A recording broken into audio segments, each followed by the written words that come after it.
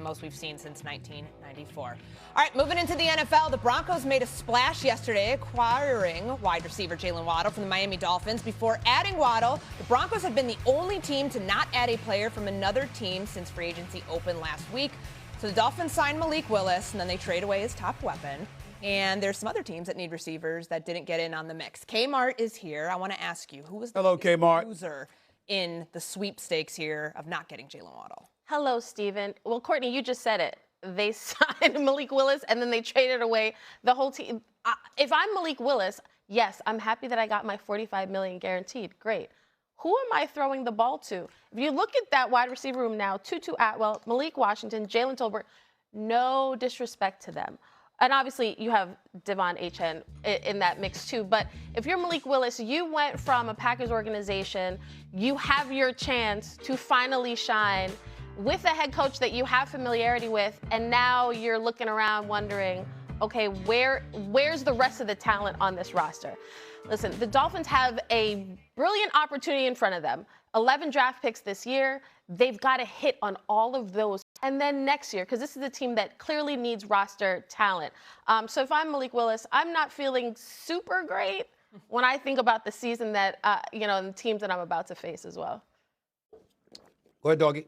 Well, listen, I understand your point about Willis. You got to give him somebody. Something. I get it. Denver, no argument. They did get 3 picks. They got a first pick, a third-round pick, and a fourth-round pick. They got 3 picks. Mm-hmm. Now, you're right. They got to nail them. But they got 3 picks for a team that is not a great team. Even with Waddle, they were not going to be a postseason team. He wasn't the missing piece. Well, they're rebuilding. Well, if you're rebuilding, then what do you need a receiver for? You might as well go get your picks and get young players and go from there. Well, but that's my point, though. You're Malik Willis now, and you found yourself in this rebuilding situation. I'm hoping that the Dolphins clued him in on their plans for the next 2 years. But if you're Malik Willis, you really only have 2 years to kind of show, this year, essentially, to show that you should be here long term. This is a team that could use those picks in a couple years, next year, a couple years, get their quarterback of the future. So it's not the greatest situation, despite the money that he's been given. Well, remember, he's got the Packer aficionados running the team. He knows the defensive coordinator. He knows the GM. Yes. So if he plays decently, he'll trust him. This is not 2 strangers who are running the organization. Mm-hmm. Listen, I think it's a good trade for both teams. I can't kill the Dolphins, a team that wasn't going to do much. They did get 3 picks out of the deal. Yeah. So who's the biggest loser, Mad Dog? I don't have one. Okay. I think they both. Wow, the guy who kills everybody for not answering the questions. The way that they are scripted out. Exactly. See, I'm glad you picked up on the hypocrisy, Courtney. I'm glad you picked up on the hypocrisy. But listen, first of all, Kimberly's not wrong. I get where she's coming from.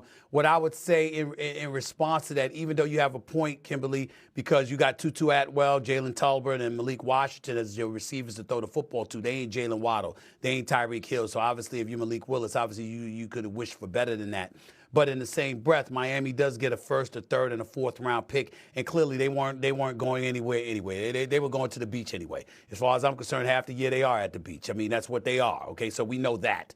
I think that when you think about a loser, yeah, I think they're on the beach half the time. This is a team. By the way, I don't know if y'all noticed it. You know how I kept saying that Miami doesn't win games in 40-degree weather or worse? Remember how I kept saying that? Do you know I looked up a stat yesterday? Their record was just as bad in degrees worse than 70 degrees. Not 40, 70. That's pathetic. My God, it's football. You can't play in degree weather. You can't win in degree weather in the 60s and the 50s. It's just bad. But anyway, my answer to this question, believe it or not, Kimberly, is the Buffalo Bills.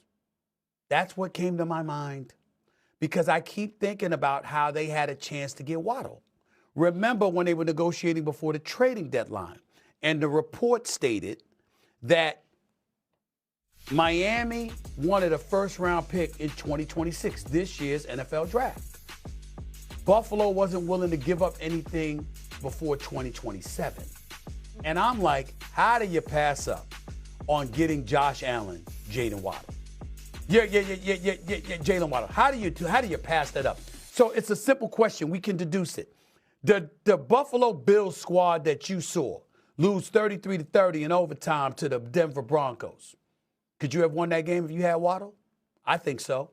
if you're thinking about them now and you look at New England and what the expectations are, and you look at Baltimore and what people are expecting them to resurrect themselves into, when you look at Jacksonville and Houston and the years that they've had, Indianapolis keeping Daniel Jones and the Chargers and Kansas City is not going to remain down, blah, blah, blah.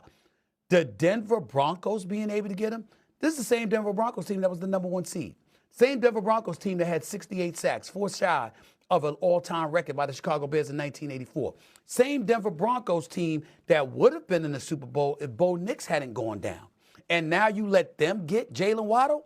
That's how I'm looking at this. Buffalo and Denver are 2 elite teams in the AFC, and I think you let the other team get Jaylen Waddle instead of getting him yourself. That's how I'm thinking about it. But Stephen A., they just traded for DJ Moore. A second. And they had to give up a second-round pick for him.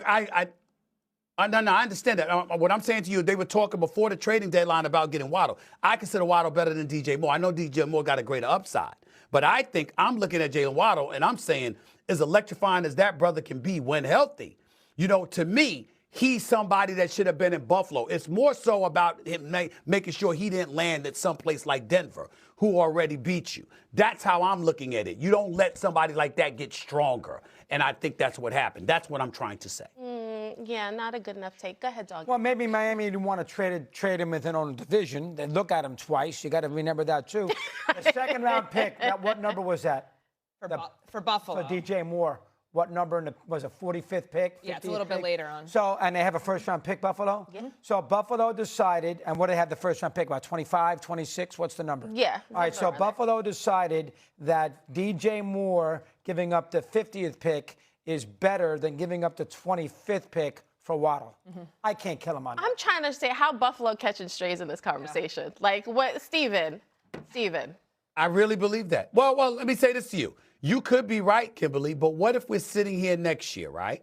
Yeah. And we're saying Josh Allen still don't have the weapons he needs. Then I'll be right. That's what I'm predicting. See, it's the same old thing with Buffalo. That's my issue. I believe that you go out and you make sure you get a Waddle. You make sure he don't land someplace like Denver. You make sure you get him for yourself. That's what I'm thinking. And I think it's going to come back to bite them. That's why I have the position that I have. Okay, we'll leave it here because we got to get into Max Crosby. He spoke for the first time about his trade to the Ravens, falling through. Whew, you are not going to want to miss that heat. Speaking of heat, Mad Dog going off the rails. It's a Wednesday. You know it's coming up next. We're Goliaths. They're David.